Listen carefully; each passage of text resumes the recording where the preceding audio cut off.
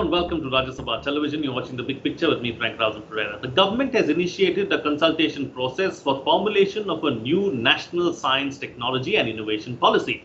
The Office of the Principal Scientific Advisor to the Government of India and the Department of Science and Technology have jointly initiated a decentralized, bottom-up and inclusive process for the formulation of the new policy.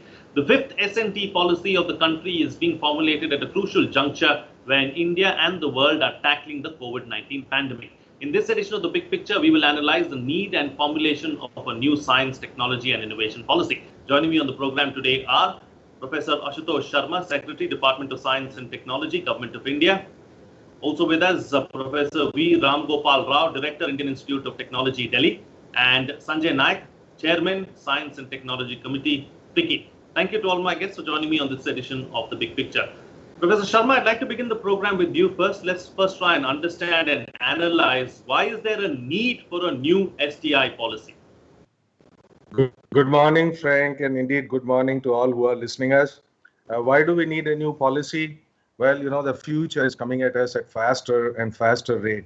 Even 10 years ago, we could not have anticipated the challenges of science, technology, and innovation that we face today and that we would be facing for all future. Just for example, if we are looking at sustainable development goals for which science, technology, and innovation is a strong pillar, if you're looking at the rise of intelligent machines, artificial intelligence, which is going to have very far-reaching impact on everything that we do, the whole society. We are looking at the rise of antimicrobial resistance, electric mobility, clean energy, water, health, what have you. Now, of course, it's not only about the challenges of the future, but also how we do our business. So, for example, we have lots of strength in our R&D, in our human resources, in our markets, in our youth, demographic dividend. All of those are our strengths.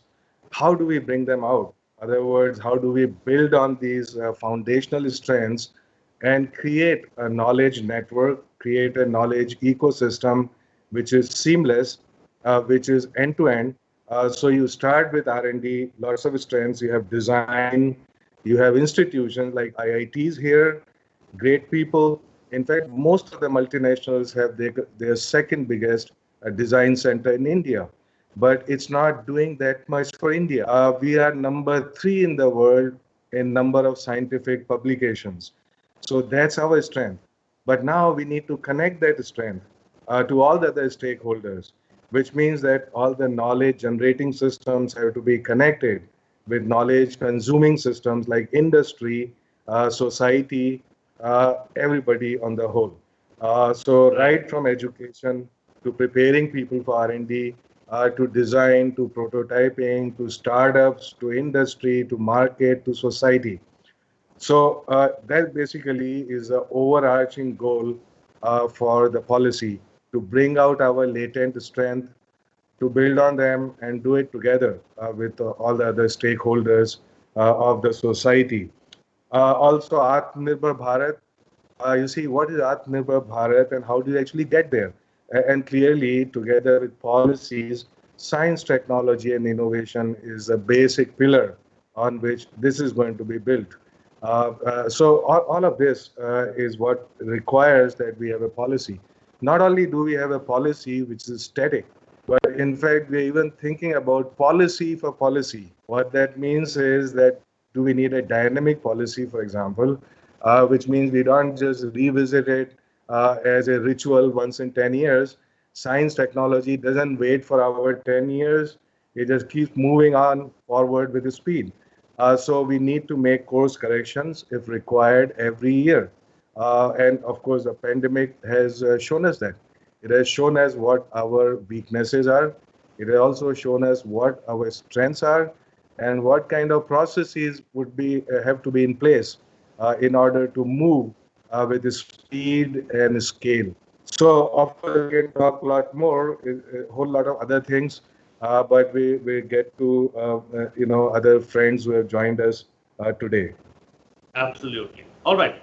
Thank you for summing that up for us, Professor Sharma, and telling us why we need a policy. Let's now get into recommendations and inputs really as far as various stakeholders are concerned. Let me bring in Sanjay Nayak first to get a perspective really as to what the industry is looking for in a new SIT policy. Thank you and good morning, everybody. First of all, as Professor Ashutosh said, this is a tremendous opportunity for India to really use science and technology as a foundation to leapfrog. And when I say leapfrog, not just in terms of the aspects of science and technology that we all easily measure in terms of research paper or publications, but leapfrog really in terms of economic impact. So what I would like to see from an industry perspective is something actually quite simple. We put the end in mind first. And the end in mind is that science and technology needs to be used as a mechanism to empower our domestic industry to leapfrog and create significant economic impact and economic value addition for the country. So if we take that as end in mind, then we step back and say, okay, if the Indian industry has to become world class, for example, we talked about that we have a lot of R&D centers for global companies in India, but that is work for hire. Why can't India, with so much amount of talent, so much amount of R&D capabilities, create Indian products which can be not just sold for India, but for the world? So to do that, what is required should be the guiding principle of the science and technology policy. So that's point number one that I wanted to make. The second point I wanted to make is if you really see, there are three different aspects of how R&D and science and technology comes in terms of the economic impact, because a lot of industries today are getting converged. For example, semiconductor, electronics, telecom, these are no longer tangential industries. These are core industries. These are as core as steel was or cement was 50 years back, because everything that we do has a telecom element to it. Everything that we do has an electronics element. So if we are going to take these as the knowledge-driven industry, which is where the next, this century is going to be leading us, we've got to understand the needs of that industry. The needs of that industry are very different than the R&D requirement of, for example, a steel industry. So here what is needed is really we need to create our own technology, our own capabilities. Because logically think about it this way, if a foreign company invests $10 billion in doing fundamental research in artificial intelligence or building some kind of a telecom product or a semiconductor chip, you realistically believe they're going to do a transfer of technology to Indian company at 2% royalty? Of course, it's not going to do. So the whole model of transfer of technology should be only used for mature technologies where there is no need for us to reinvent the wheel. So if you take the R&D policy or the new science technology policy, we could break it up into two buckets. Bucket one, which we have to build self-sufficient, our own capabilities, because this foundation will take us for the next 50 years. Second set of things, which we can easily acquire from abroad, and whenever there's a financial crisis in the world, it's an opportunity to acquire assets, IPR, patent, knowledge transfer at very, very attractive rate. So that's the second thing we should do. So if we can do those two things together, we are creating the right foundation. And then the last part, which Dr. Ashutosh also touched upon, is government has a very important role to play in the policy thing. So the policy angle that the industry is looking at is only a few things. One is very easy to articulate in terms of tax benefits. So there used to be 150%, 200% tax benefit. I think we should, of course, reinstate that. So that's the easy part. I think we should have some kind of a R&D cess of 1 or 2%, which will basically create the pool of R&D money that the company needs to fund such science and technology efforts. Because without a self-sustaining mechanism for the next 3 years, we don't have enough money because we cannot be doing suboptimal funding in all of those things. So that's number one part. Second aspect, which is a little bit more trickier, is market access. India's biggest strength beyond people is our large market. So far, for a variety of reasons, we gave up this market without requiring anything. So I think a value addition based market linkage where some Indian company or a foreign company adds higher value add, higher economic impacts, get easier access to market. Someone who's a trader has to maybe face tariff barriers. So I think a market access control, funding control, and a favorable disposition in terms of the culture of R&D is needed for industry to really become vibrant and go ahead. I'll probably pause right now and then during the conversation we'll have more topics. Absolutely. We'll come back, of course, and touch upon various aspects as well ahead in the program. But before that, let me go across to Professor Rao now, who's been patiently listening to the two other panelists on the program. Professor Rao, as an academician, what is your take on the STI policy? What would you like to see being incorporated Let's not forget that this is the fifth policy that we are having on science and technology. So what are your inputs? I think when you talk about science, technology and innovation policy, I think there are basically three things that we are talking about. The science part of it, I think India, I would like to believe, is doing pretty well in science. I think you give us more money, we can generate more knowledge. And I think, but the impactful kind of a science probably is something that we need to aspire to. But even that will happen. Out of all that we are doing now, will come that impact. I think it's just a matter of time. But when it comes to technology, I think technology is basically application of this scientific knowledge for boosting the productivity or for building machines and all of that. That is the role of industry. And that is again where the academia industry collaborations become very important. And because we lack that sort of an interaction between academia and industry in this country, I think all the science that we do getting converted to technology often takes a back seat, and we keep complaining nothing much is happening and that sort of a thing. So therefore we need to strengthen that ecosystem, and that is important. Now the innovation part of is basically from inception to impact. I think that is how I would define innovation. And the innovation part of it is where we can do better. I think startups are playing a big role. Until now, for example, for an academic institution to show impact, the only way was to work with an industry. I think that was a very well established kind of a mechanism. But even after so many years, we are still struggling to bring industry to the campuses and to make them interested in what we are doing and all of that. But I think the startups have now bridged that gap to a very large extent.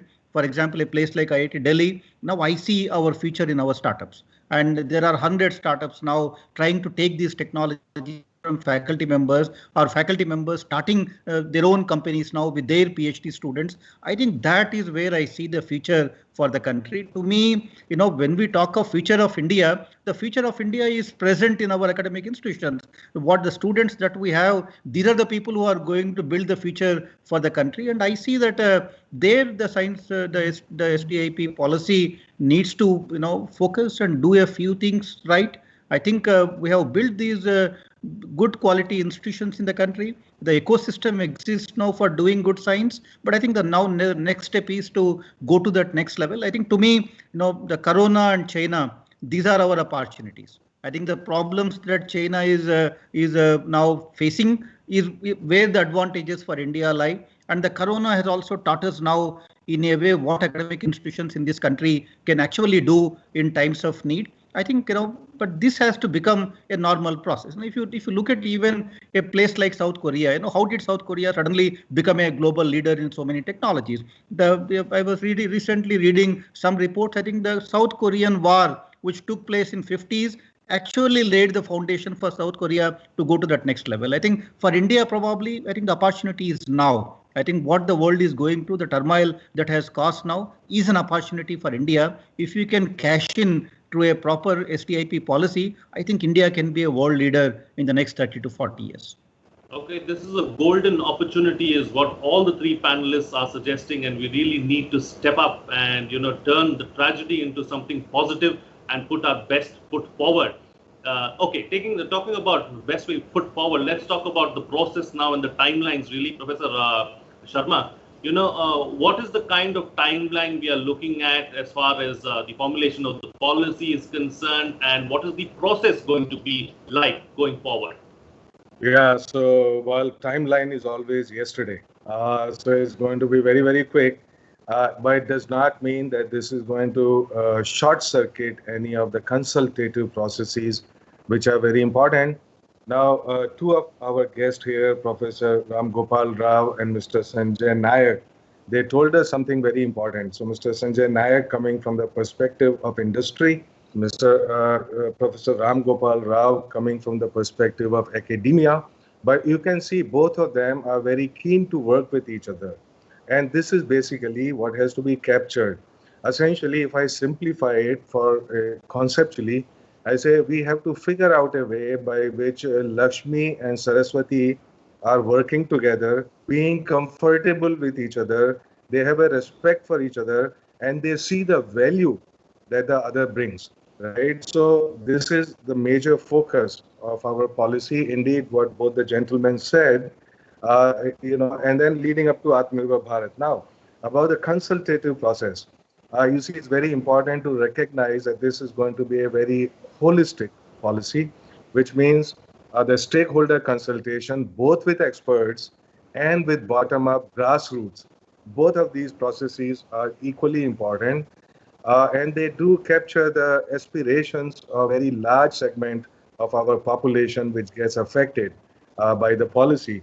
So what are the, for example, just look at very quickly some of the major components of the policy. It's about financing. How do you finance R&D, startups, innovation, reaching out? What is the role of industry in it? What is the role of government in it? It's about capacity building.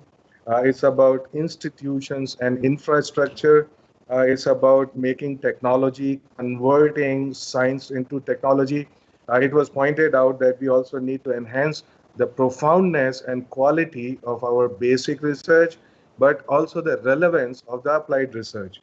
Equity and inclusion, diversity and inclusion are very important aspects. Remember, not all great ideas come only from PhDs. Whole lot of them come from farmers because they know what their problems are, and they even might have ideas about good solutions that work. But we need to formalize that, and we say, how is it going to be scaled up? So it's about diversity. Certainly, we have very low representation of women. Geographic representation is not always very balanced. About socioeconomic strata, and all of that. So this is very, very important, because if 50% of society has no role models in science and technology, then we are running short on options. Definitely, because it cannot be a grassroots movement. Then it's about governance, it's about industry, it's about scientific communication or science communication at different levels, even reaching out to society, which is very weak right now. It's about research processes, about innovation, entrepreneurship. It's about access to our resources. It's about democratization of knowledge and science as well. So it's not just one end is so-called elite science. The other end is how do we have access, participation, democratization. So every little young person in a school is fired up, is excited about what the future holds, and understands the value of science and technology. It's about innovation and entrepreneurship and about startups, as was pointed out by Professor Rao, but not just startups which are only high tech in an IITs, which is certainly a very good segment. But think about if you are going to make the number of startups 10x of what we have now, or even 100x.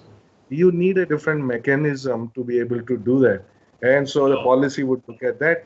It's about different sectors. It was pointed out there are growth sectors. There are sectors wherein we can make very rapid strides. People often use the word leapfrog, but I rather say I don't really like frogs that much anymore. So something about pole vaulting, right? So we really get into that mode and say, hey, we will do it, right? International connects, very important, right? So now you just think about international connects. How do we leverage those? Was pointed out.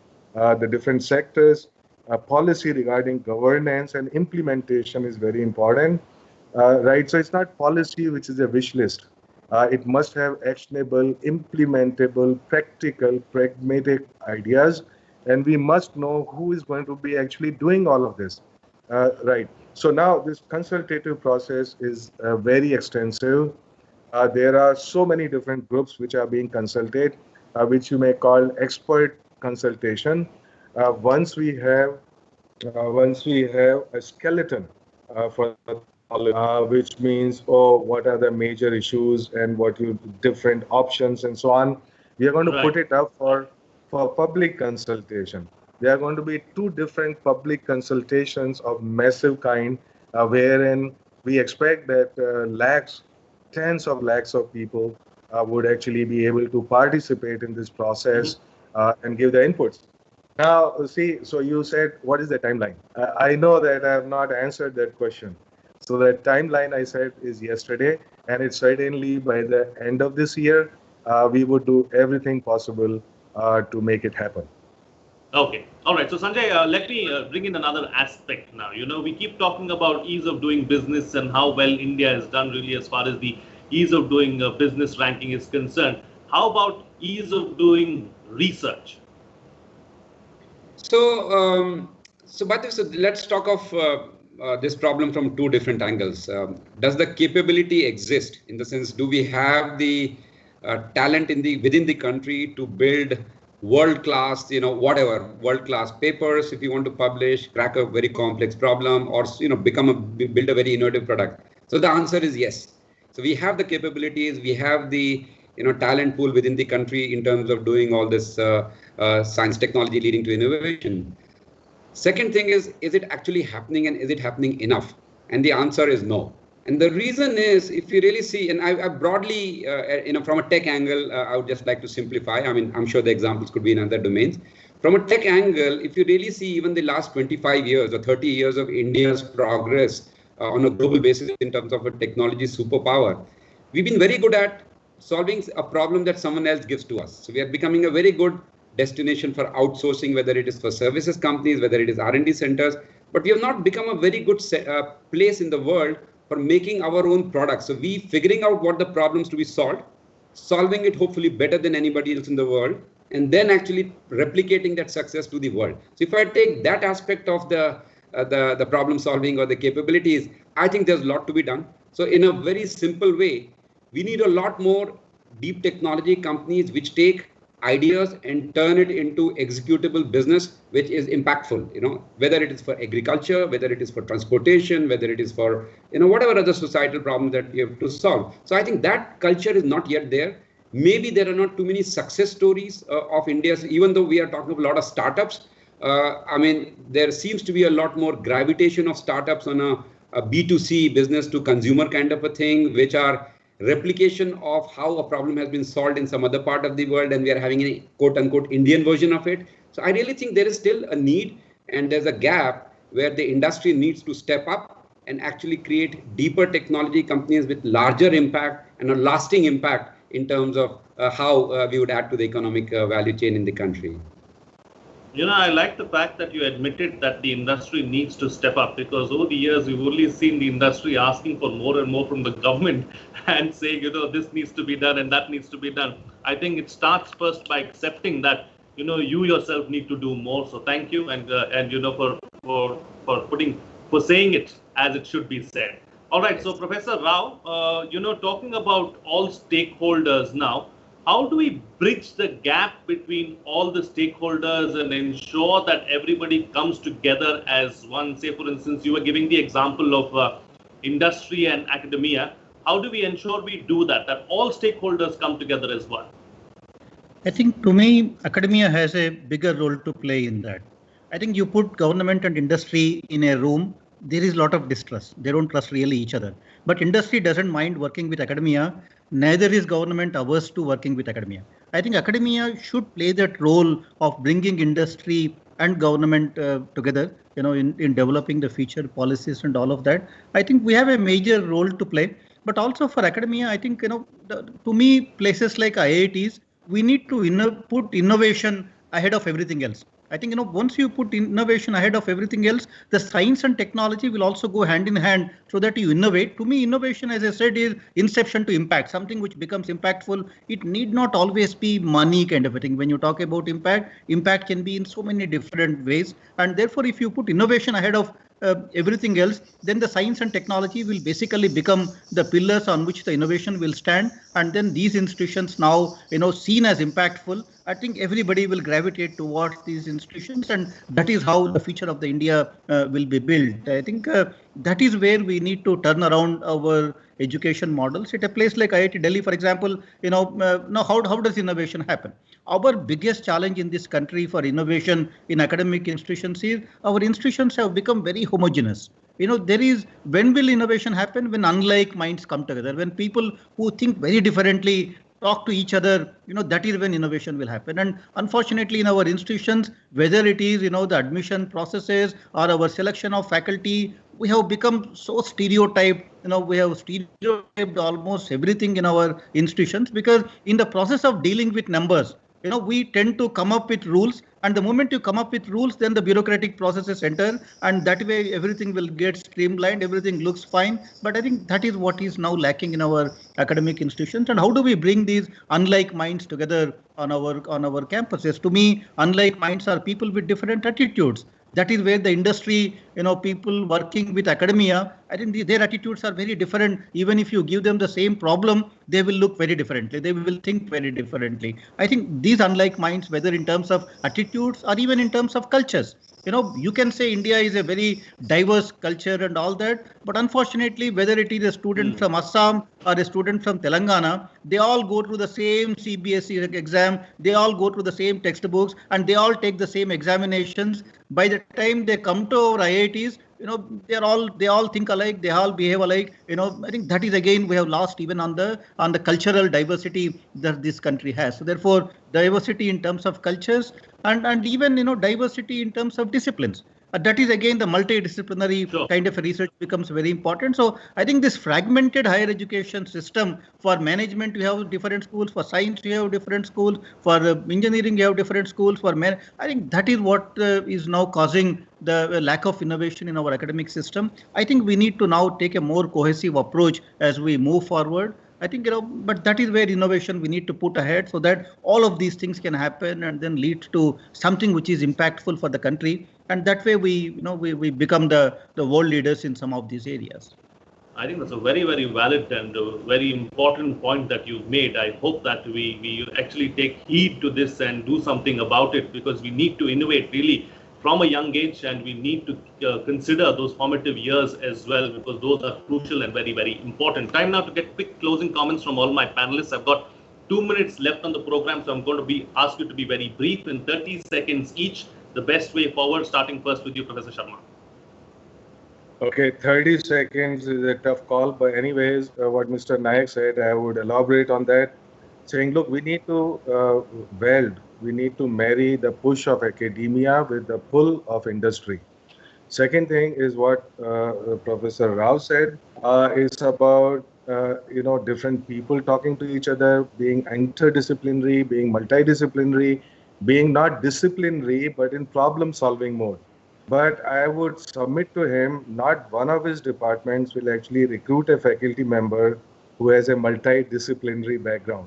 I guarantee you this. I know this, right? So these are the changes, that hard changes in our culture that we would have to bring in. So I close there. Okay, all right, Sanjay.